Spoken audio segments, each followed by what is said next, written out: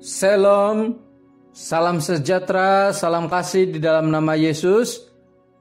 Kita bersyukur atas kesempatan kita boleh belajar dan merenungkan firman Tuhan yang diambil di dalam Kisah Para Rasul 21 ayat 15 sehingga 26. Sekali lagi Kisah Para Rasul 21 ayat 15 sehingga 26. Dan saya akan bacakan di sini dalam terjemahan bahasa Malaysia. Ayat yang ke-15. Setelah kami tinggal di situ beberapa lama, kami mengemaskan barang lalu berangkat ke Yerusalem. Beberapa orang pengikut Yesus dari Kaisarea mengikut kami dan menghantar kami ke rumah Manason. Karena di rumah dialah kami akan menginap. Manason berasal dari Siprus dan sudah lama menjadi pengikut Yesus. Apabila kami tiba di Yerusalem, pengikut-pengikut Yesus di situ menyambut kami dengan sukacita. Keesokan harinya, Paulus pergi bersama-sama kami menjumpai Yakobus. Semua pemimpin jemaat pun hadir. Paulus memberikan salam kepada mereka, lalu memberitahukan segala sesuatu yang sudah dilakukan oleh Allah melalui dia di kalangan orang bukan Yahudi. Setelah mendengar laporan Paulus, mereka semua memuji Allah. Kemudian mereka berkata kepada Paulus, "Saudara Paulus, dengarlah, di sini ada beribu-ribu orang Yahudi yang sudah percaya kepada Yesus dan mereka mentaati Taurat Musa dengan setia. Tetapi mereka sudah diberitahu bahwa saudara mengajar semua orang Yahudi yang tinggal di kalangan orang bukan Yahudi supaya tidak menurut Taurat Musa, tidak menyunat anak-anak mereka, ataupun menurut adat istiadat orang Yahudi. Mereka tentu sudah mendengar bahwa saudara sudah tiba di sini. Apakah yang harus kita lakukan sekarang? Kami mau saudara melakukan hal ini. Di sini ada 4 orang yang sudah bernazar. Pergilah dengan mereka dan lakukanlah upacara penyucian diri dan bayarlah biaya mereka juga. Kemudian mereka boleh mencukur rambut. Dengan cara demikian, semua orang akan tahu bahwa apa yang didengar oleh mereka tentang saudara tidak benar. Karena saudara pun taat kepada Taurat Musa.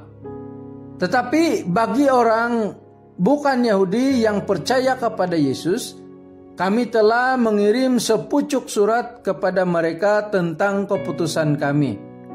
Mereka tidak boleh makan makanan yang sudah dipersembahkan kepada berhala, atau makan darah, atau makan daging binatang yang mati dicekek.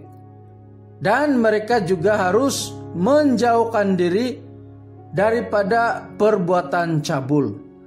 Oleh itu, Paulus pergi dengan 4 orang itu dan esoknya dia menjalankan upacara penyucian diri bersama-sama mereka. Kemudian Paulus masuk ke rumah Tuhan dan mengumumkan bilangan hari apabila upacara penyucian itu akan selesai dan korban akan dipersembahkan bagi masing-masing. Demikian pembacaan firman Tuhan. Saudara yang dikasihi oleh Tuhan, bulan ini kita belajar tema yang berbicara mengenai penginjilan. Dan subtema kita pada minggu ini yaitu biarlah orang memuliakan Tuhan. Saudara yang dikasihi oleh Tuhan, penginjilan itu berarti memberitakan Yesus atau menyampaikan Yesus atau mewartakan Yesus kepada orang lain.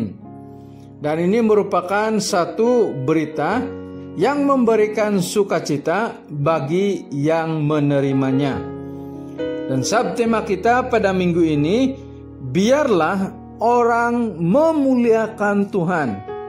Maksudnya saudara yang dikasihi oleh Tuhan, biarlah melalui pelayanan kita yang kita lakukan dapat memuliakan Tuhan. Sebagai contoh, ketika kita menolong orang lain yang berada di dalam kesusahan, itu satu tindakan yang memuliakan nama Tuhan. Saudara yang dikasihi oleh Tuhan, melalui firman Tuhan yang sudah kita baca, kita belajar beberapa perkara. Yaitu yang pertama, biarlah orang memuliakan Tuhan melalui layanan yang baik kepada orang lain atau kepada tetamu kita. Di dalam firman Tuhan yang sudah kita baca, Paulus dan rekan-rekannya yang tiba di Yerusalem disambut dengan baik oleh para pemimpin yang ada di Yerusalem. Mereka sangat bersukacita menyambut Paulus. Bahkan Yakobus, salah seorang pemimpin pada waktu itu, menyambut Paulus dengan sukacita. Sambutan yang baik ini kepada tetamu membuat orang memuliakan Tuhan. Dan memang ketika kita menyambut dengan baik tetamu yang datang ke rumah kita, bersikap baik kepada orang lain, berkata baik kepada orang lain, boleh membuat nama Tuhan dimuliakan. Hal kedua yang kita belajar, biarlah orang memuliakan Tuhan melalui pemberitaan firman Tuhan. Dalam firman Tuhan yang sudah kita baca, Paulus secara terperinci memberitakan atau menyampaikan apa yang sudah Tuhan lakukan kepada bangsa lain, kepada bangsa bukan Yahudi. Ramai yang menjadi percaya kepada Yesus karena penginjilan atau pemberitaan firman Tuhan. Ketika mereka mendengar perkongsian Paulus yang luar biasa dan memberkati itu, mereka bersyukur kepada Tuhan. Mereka bersukacita kepada Tuhan, mereka memuliakan Tuhan. Dan memang kalau kita mendengar kesaksian, kita mendengar pemberitaan firman Tuhan, kita memuliakan Tuhan. Bahkan bukan hanya itu, kalau kita lihat di dalam Lukas 15 ayat 7 berkata, "Aku berkata kepadamu, demikian juga ada sukacita di sorga karena satu orang berdosa yang bertobat." Jadi bukan hanya kita sebagai manusia bersukacita memuliakan Tuhan, tetapi warga sorga juga bersukacita ketika ada yang bertobat. Yang ketiga yang kita belajar adalah biarlah orang memuliakan Tuhan dengan tidak menyinggung perasaan orang lain. Saudara yang dikasihi oleh Tuhan, firman Tuhan yang sudah kita baca, walaupun mereka bersukacita karena ramai yang percaya kepada Yesus, tetapi mereka mendengar Paulus melanggar hukum Taurat. Menurut mereka, Paulus melanggar hukum Taurat karena melarang orang-orang Yahudi menyunatkan anak-anak mereka dan juga melarang mereka hidup menurut hukum Taurat. Sebab itu Paulus dan rekan-rekannya diminta untuk melakukan penyucian diri bagi menyatakan bahwa Paulus tidak bersalah dan tetap mengikuti hukum Taurat. Paulus mengikuti cadangan itu bukan karena soal keselamatan, tetapi karena tidak mau menyinggung perasaan orang lain, supaya tidak menjadi batu sandungan. Paulus tunduk supaya ada ketentraman dan orang dapat terus memuliakan Tuhan. Sama halnya dengan kita sebagai anak-anak Tuhan, kita tidak saling menyinggung, kita tidak saling menyakiti, sebaliknya kita saling menghargai dan menghormati. Karena itu semua dapat nama Tuhan terus dimuliakan. Ada seorang kanak-kanak yang mengikuti satu pertandingan lumba lari. Sebelum pertandingan itu dimulakan, anak ini menundukkan kepala dan berdoa. Dan pertandingan pun berlangsung dan anak kecil ini menjadi juara.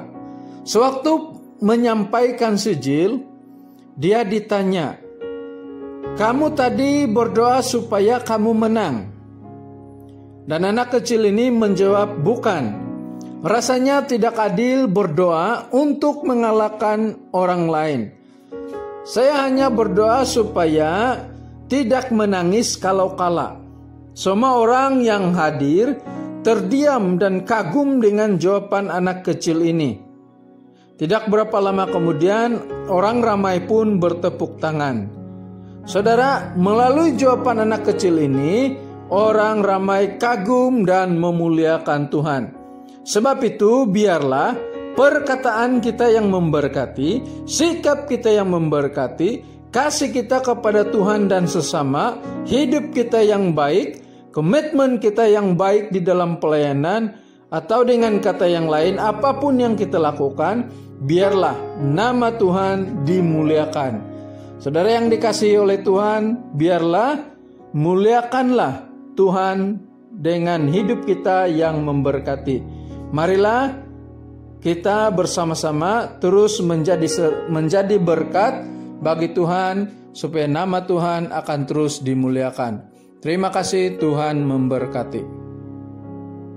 Mari kita berdoa untuk firman Tuhan yang sudah kita pelajari. Mari kita berdoa.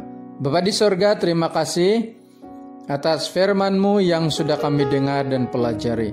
Biarlah sebagai anak-anak Tuhan, hidup kami menjadi berkat, sehingga nama Tuhan akan terus dimuliakan melalui hidup kami yang baik. Bapa, terima kasih. Saat ini kami mau berdoa untuk jemaat Tuhan dimanapun berada. Kiranya Tuhan memberkati hidup mereka, pekerjaan mereka. Tuhan juga memberkati ekonomi keluarga. Tuhan juga memberkati kesehatan. Yang sakit Tuhan sembuhkan. Yang ada pergumulan Tuhan berikan jalan keluar. Terima kasih Tuhan, Engkau juga memberkati pendidikan anak-anak kami. Dan kami juga mau berdoa supaya Tuhan memberkati gereja kami, pelayanan gereja kami, bahkan para pemimpin di gereja kami, juga Sinoda PCS yang akan kami laksanakan pada bulan Mei ini. Tuhan memberkati jawatan kuasa pelaksana supaya Sinoda kami dapat dilaksanakan dan menjadi berkat bagi setiap kami. Terima kasih Tuhan, Engkau juga memberkati negara kami. Terima kasih Bapa, ini doa kami. Di dalam nama Yesus kami sudah berdoa. Amin.